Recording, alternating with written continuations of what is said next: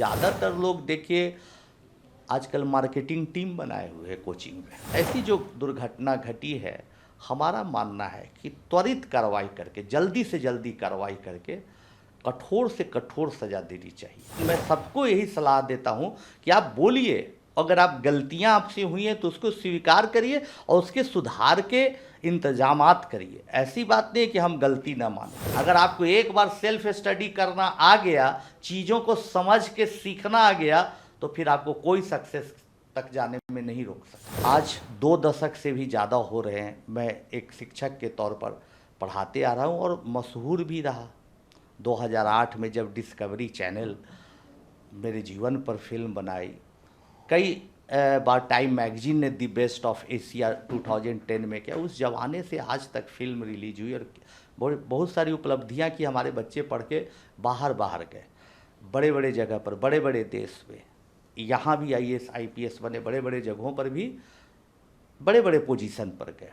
इन तमाम उपलब्धियों के बाद भी बहुत सारे प्रलोभन हमारे पास आए, बहुत सारे इन्वेस्टर आए कि भाई आप ऐसा करिए कि आप फ्रेंचाइजी बांटिए, इसका एक मॉडल बनाइए। लेकिन हमारे जो भीतर का शिक्षक है कभी इस तरह का एक्सेप्ट नहीं किया कि दनादन पैसे बनाओ। तो मेरा तमाम लोगों से, किसी इंडिविजुअल से नहीं, तमाम शिक्षकों से ये रिक्वेस्ट है कि हमारे देश में शिक्षा को बहुत महत्वपूर्ण स्थान दिया गया है, गुरु को भगवान का दर्जा दिया गया है। अतः इसको व्यवसाय न बनाएं, बल्कि बच्चों को केंद्र में रखकर बच्चों के हित की बात को सोचते हुए पढ़ाने का सिलसिला जारी रखें। आनंद सर, फीस को लेकर भी बहुत सारे सवाल उठ रहे हैं। यूपीएससी कोचिंग की फ़ीस को लेकर जो 2 से ढाई लाख होती है, उसके बाद पीजी का पैसा होता है, रहने का पैसा होता है, खाने का पैसा होता है। एक गरीब परिवार से आया हुआ साधारण सा इंसान इसको अफोर्ड नहीं कर सकता है। 80 से 90% जो बच्चे हैं वो इस फीस को नहीं दे सकते हैं। वो अपना घर गिरवी रख के आते हैं, भैंस बेच के आते हैं, ज़मीन बेच के आते हैं। आप इस पर क्या कहना चाहेंगे कि जो ये कोचिंग सेंटर्स हैं वो मनी मेकिंग फैक्ट्रीज बन गए, इनका मकसद है बस पैसा कमाया जाए? बस पैसा और पैसा कमाना है। कुछ लोग अच्छे हैं जो अच्छा पढ़ा भी रहे हैं, मैं सबकी बात नहीं कर रहा हूँ, ना मैं किसी इंडिविजुअल को टारगेट करके बोल रहा हूँ। लेकिन ज़्यादातर लोग देखिए आजकल मार्केटिंग टीम बनाए हुए हैं कोचिंग में। मुझे आश्चर्य लगता है जब कोई पेरेंट्स जाते हैं अपनी ज़मीन बेच के, आखिरी जो घर का 2 कमरा रहता है वो भी बेच के जाते हैं अपने बेटे बेटियों को पढ़ाने, तो उनको चाय पिलाते हुए आपस में लोग बात करते क्लाइंट आया है।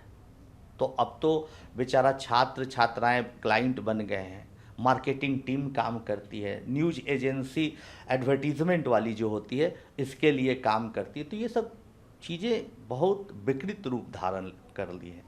तो मेरा मानना है कि फीस पर भी नियंत्रण होना चाहिए।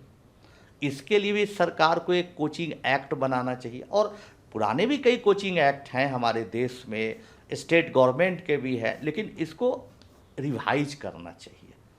ऐसी जो दुर्घटना घटी है, हमारा मानना है कि त्वरित कार्रवाई करके, जल्दी से जल्दी कार्रवाई करके कठोर से कठोर सज़ा देनी चाहिए, ताकि इसकी पुनरावृत्ति न हो। और जहाँ ऐसी चीज़ें चल रही हैं, हर महीने इंस्पेक्शन होना चाहिए। और इंस्पेक्शन जैसे हम देखते हैं, कभी दिल्ली आते जाते हैं तो देखते हैं भाई कि सामान रखे हुए दुकानदार अचानक हटा रहा है, क्या भाई? तो MCD का इंस्पेक्शन हो रहा है। तो भाई दुकानदार पर आप इंस्पेक्शन कर रहे हैं, DDA वाले लोग कर रहे हैं इंस्पेक्शन, तो कोचिंग में इंस्पेक्शन क्यों नहीं हो रहा है?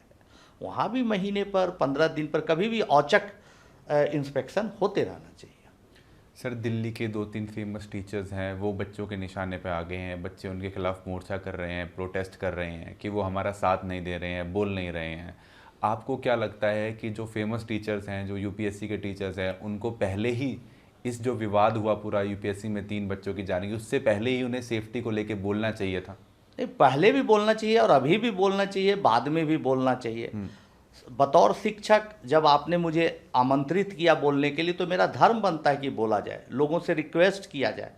मैं किसी के खिलाफ नहीं हूँ, लेकिन मैं सबको यही सलाह देता हूँ कि आप बोलिए, अगर आप गलतियाँ आपसे हुई हैं तो उसको स्वीकार करिए और उसके सुधार के इंतजामात करिए। ऐसी बात नहीं है कि हम गलती ना माने, हर इंसान से गलती हो सकती है, भूल हो सकती है, तो उसको सुधार कर स्वच्छ वातावरण बना के जो कानून के दायरे में चीज़ें होती है उसको करते हुए आगे बढ़िए। सर, एक और चीज़ है, जो स्टार टीचर्स होते हैं, कुछ टीचर्स होते हैं वो फेमस हो जाते हैं, यूट्यूब पे वीडियोस डालते हैं, बच्चों के बीच फेमस हो जाते हैं, उनके नाम पे कोचिंग सेंटर्स में एडमिशन लिए जाते हैं। लेकिन बहुत सारे बच्चे सामने आए और बताया कि वो टीचर पूरे पूरे साल क्लासेस नहीं लेते हैं, ओरिएंटेशन में आते हैं, प्रोग्राम में आते हैं, 6-6 5-5 महीने क्लास नहीं लेते हैं, उनकी ऑनलाइन वीडियोस दिखाई जाती है, उस पर पढ़ाया जाता है। देखिए ये भी गलत चीज़ है, ऐसी चीज़ें नहीं होनी चाहिए। हम तो बच्चों से भी अपील करते हैं कि देखिए आप सोच समझ के कहीं अपना पैसा दीजिए, सोच समझ के एडमिशन लीजिए।